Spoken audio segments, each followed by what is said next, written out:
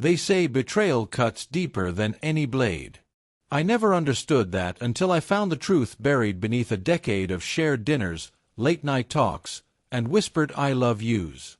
My name is Daniel, and this is how everything I believed in fell apart.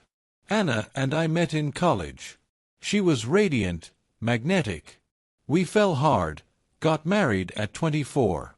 6 years later, Lily was born. I held her first. Her tiny fingers wrapped around mine like a promise. I thought she was mine. I was sure. Mark had been in my life even longer than Anna. We grew up 2 streets apart.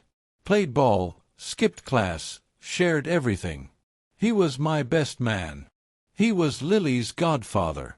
Family, in every sense but blood. Looking back, the signs were all there.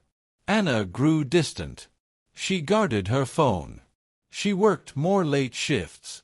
Her laugh became rarer, her touches colder. And Mark, he was always there. Always helping. Always close. Too close. One night Anna came home at 3 in the morning. Her hair was messy, and she wore a gray hoodie I didn't recognize. She said there'd been an emergency at the hospital. But she smelled like someone else. And her scrubs were gone. I wanted to believe her. God, I wanted to. But I couldn't shake the gnawing feeling in my chest. Weeks passed. The distance grew. The silence between us stretched into something heavy, unspoken. Our once warm dinners turned to cold leftovers and colder conversations. I started walking around the block at night just to escape the tension. Then came the iPad. I was setting up Lily's school account when it synced with Anna's old messages. I wasn't snooping. It just popped up. Like fate or cruelty. Mark, I miss you already. Last night was unreal. Anna, we can't let Dan find out.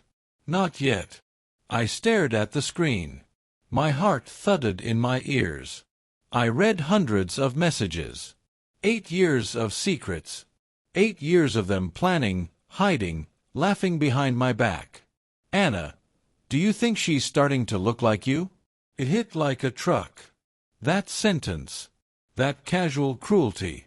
I ran to the bathroom and threw up. Then I cried. Not loud. Not dramatic. Just a quiet, broken sob I didn't recognize as my own. Part 2. The Fall. I bought a DNA test the next day. Swabbed Lily's cheek while she slept, whispering that I loved her. I still do. I always will.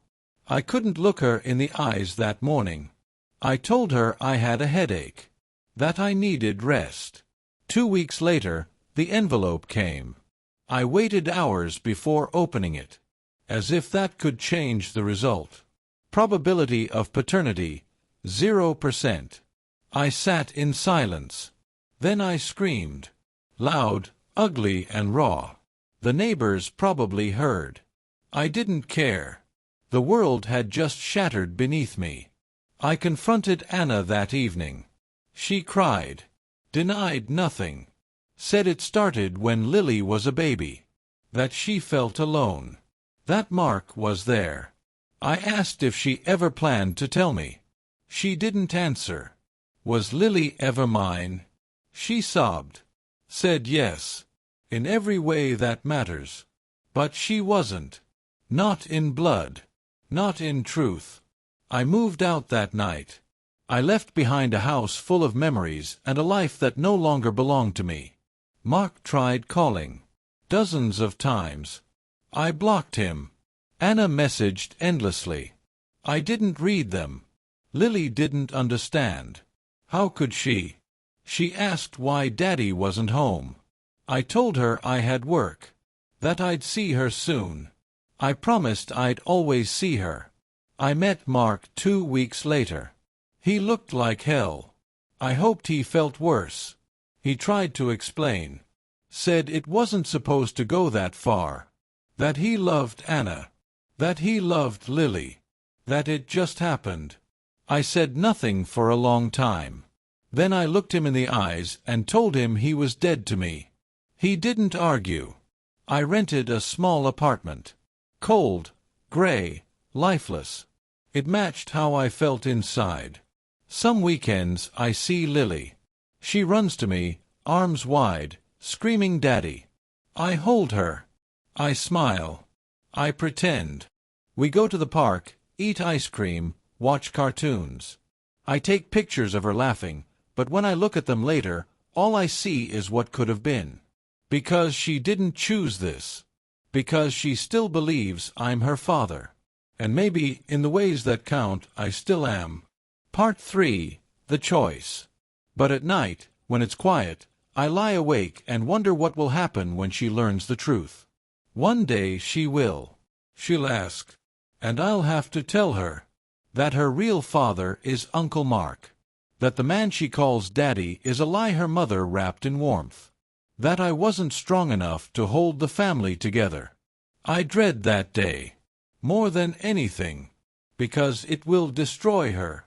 Just like it destroyed me.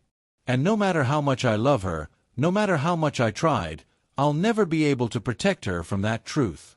The quiet knife that tore us all apart. Time went on. Slowly. Painfully. I tried therapy. I talked. I wept. I screamed. But the hole inside me never closed.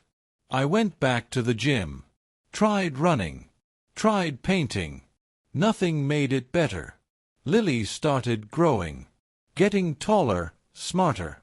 Her face changed. Her voice matured. Sometimes I'd look at her and wonder if I would have noticed the difference, had I not known the truth. Anna and Mark eventually moved in together. They posted photos. Happy ones. Family breakfasts. Beach trips. Matching Halloween costumes.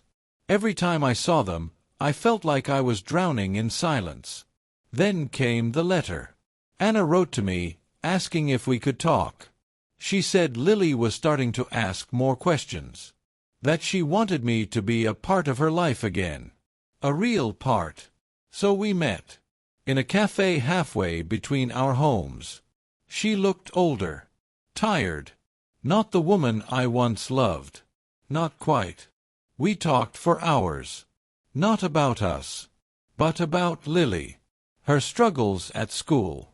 Her new friends. Her fear of losing me. I told Anna I would always be there. No matter what. I made that promise when Lily was born. And I would keep it. Even if I wasn't her biological father. Because love isn't written in DNA. It's in sleepless nights. Bandaged knees. Laughter and lullabies. It's in every bedtime story. Every scraped knee. Every whispered good night. I'm not her father by blood. But I am her dad. And I always will be. I bought a DNA test the next day. My hands were shaking as I swabbed Lily's cheek while she slept. Her breath was soft, innocent. I whispered I love you like it might be the last time I said it and meant it the same way. I sat on the edge of her bed for a while, just watching.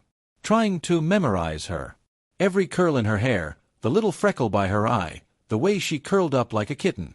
I couldn't sleep. For 2 weeks, I was a ghost. I worked. I ate. I nodded. But inside, I was somewhere else entirely, a place where everything felt fake. I didn't touch Anna. Didn't speak unless I had to. She noticed, but she didn't ask. When the envelope came, it sat on the kitchen counter for 5 hours. I circled it like it was a bomb. My fingers trembled as I opened it. I don't know what I was hoping for. A miracle. A lie.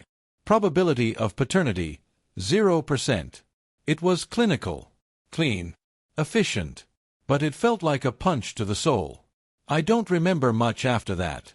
Just screaming. Something primal. Wounded. My knuckles bled. I think I hit the wall. Maybe twice. The neighbors knocked. I didn't answer. What could I say? Sorry, my life just collapsed. I waited for Anna to come home. She stepped in, keys jangling, oblivious. I was standing in the dark like a statue. She jumped when she saw me. Dan. What's going on? I held up the paper. Didn't say a word. She froze. You did a test. I nodded. My throat felt like gravel. She sat down slowly. Her face was pale. Then she cried. Not the kind of tears you wipe away. The kind that shake your whole body. She didn't deny it. Didn't try to spin it. Just said, I never wanted to hurt you. How long? Since Lily was a baby. I wanted to vomit. Again. My hands clenched so tight my nails dug into my palms. Was she ever mine? Yes, she sobbed. In every way that matters. But she wasn't. Not in the way I needed her to be. I packed a bag. She begged. I ignored her. Lily was asleep. Thank God. I couldn't look her in the face. Couldn't kiss her goodbye. I left my keys on the counter and walked out. That night, I slept in my car. Mark called me the next morning. I didn't answer. He tried again. And again. I blocked him. He emailed. I deleted it. He even showed up at my work once, but I walked past him like he didn't exist. Anna sent messages. Voice notes. I didn't listen. I couldn't. Her voice made my skin crawl. I moved into a small apartment 2 towns over. 1 bedroom. Cracked ceiling. Smelled like damp wood. It fit the mood. I ate takeout from the same diner every night and stared at the ceiling until sleep took me like a thief. I saw Lily on weekends. At first, it was unbearable. She'd run to me yelling Daddy and I'd feel like a fraud. But I couldn't let her go. No matter what, she was still my little girl. The way she held my hand, the way she laughed at my dumb voices, none of that had changed. One Sunday, while we were drawing with crayons, she looked up at me and asked, "Why don't you live with us anymore?" I froze. My chest hurt. I forced a smile. Because Daddy has work far away. But I'll always be here, sweetheart. I promise. I kept my word. I never missed a weekend. 2 months later, I saw Mark again.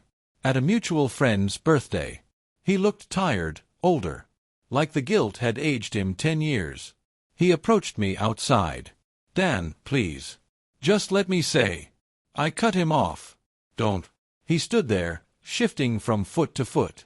"I didn't plan this. I swear. It just happened. We were both lonely. We didn't mean for it to go this far. You were my brother," I said. "My daughter's godfather." He looked down. I thought I saw tears. "I love her," he whispered. "Then be man enough to stay away from me," I snapped. "You had my trust. And you destroyed it." He nodded. Said nothing else. The months blurred. I tried therapy. It helped, a little. I stopped drinking so much.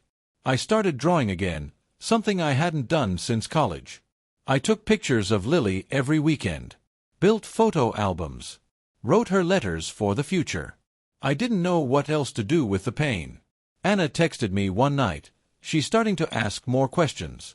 "Can we talk?" I ignored it. I wasn't ready. But Lily, she made me feel like maybe I still had a purpose. One weekend, we were sitting on the swings. She said, "I wish you and Mommy were happy again." My heart cracked clean in half. "Me too, sweetheart. Me too." Sometimes, I'd watch her sleep when she stayed over. I'd sit in the hallway, head against the wall, and cry in silence. Because I loved her. And because every time she called me Daddy, it reminded me of everything I'd lost. One night, after she fell asleep, I opened Anna's message. I stared at it for hours before replying. "We need to talk. For Lily's sake." That was the beginning of the end. Or maybe the start of something else entirely. We met at a quiet cafe halfway between our new lives. I got there first, sat by the window, watched cars pass like they were from a different world. Anna walked in wearing a beige coat I'd never seen before. Her hair was tied back. She looked tired. Older. As if the last few months had weighed on her as much as they had on me. "Hi," she said. "Hi." We sat in silence for a bit. The waitress brought coffee. Neither of us touched it. "She's been asking a lot," Anna finally said. "About us. About why you left." I nodded slowly. "And I've told her you're working far away." that you love her. But she's not stupid, Dan. She sees the photos online. She sees Mark. She asks why you're not in the pictures. I clenched my jaw. I didn't want to talk about him. She misses you. She needs you. I need her too, I whispered. Anna's eyes filled with tears. For a moment, I saw the girl I once loved. The girl I married. Before everything crumbled. I never wanted this. Any of it. I was weak. I was lonely. But I never stopped loving you. I just didn't know how to say I was drowning. I looked at her, searching for anger, but all I found was exhaustion. It doesn't matter anymore, I said. The past is a graveyard. I can't keep digging up bones. She nodded. Then she pulled something from her bag. A journal. Purple with cartoon stickers on the cover. Lilies. She wrote something. For you. I opened it. Page after page of drawings. Crayon sketches of me and her. Stick figures holding hands. Speech bubbles saying I love you, Daddy. One page had 3 words that made me choke. Please come back. Tears fell freely. I didn't wipe them. I didn't care who saw. I want to be there, I said finally. For her. Not for us. For Lily. Anna nodded again. She still sees you as her father, Dan. That hasn't changed. I left the cafe feeling like I'd been through war. But something inside me felt lighter. Like the truth had finally been spoken out loud. Weeks passed. I started seeing Lily more often. Picking her up from school. Helping with homework. We planted tomatoes on my small balcony. She named each one. We laughed again. Then one afternoon, she asked it. Daddy, why don't I look like you? I froze. My heart dropped to the floor. What do you mean, sweetheart? Everyone says I have green eyes. But you and Mommy don't. I sat beside her. My hand trembled as I brushed a strand of hair from her face. Sometimes, families are built with love, not just blood. Do you know what I mean? She nodded slowly. But her eyes searched mine for something more. Is Mark my real dad? I wanted to lie. God, I wanted to protect her. But I couldn't lie anymore. Yes. She didn't cry. She didn't speak. Just sat there, staring at the floor. You're still my daddy though, right? I broke. Always. Nothing will ever change that. She leaned into me, and I held her like I was holding the very last good thing in my life. After that, something changed in her. She asked less. Hugged more. She was processing it in her own way. And I gave her space. But I never missed a call. Never missed a moment. Mark never spoke to me again. He didn't need to. We both knew the damage was permanent. And even though he had what I lost, I couldn't bring myself to hate Lily's happiness. Not fully. Anna and I kept things civil. Friendly, even. For Lily. We sat beside each other at school plays. Shared birthday planning. But we never revisited the past. Sometimes, I still wake up from dreams where it never happened. Where we're still the family we pretended to be. I savor those moments, even if they fade like mist. I've started writing again. Real writing. Journals, essays, even a novel. It's how I bleed now, with words instead of wounds. Lily is 10 now. She's kind, smart, fierce. Sometimes I catch her looking at me with that same old curiosity, and I know the questions haven't ended. They've just deepened. But I'm ready now. Because betrayal didn't kill me. It cut me open. Exposed me. But it also showed me who I am beneath everything. I'm a man who chose to stay. Even when everything said run. I'm the man who will show up. Again. And again. And again. Not because it's easy. But because love is not easy. It's a choice. And every single day, I choose her. No matter who she came from. No matter how it all began. Lily is my daughter. And I am her father. Forever.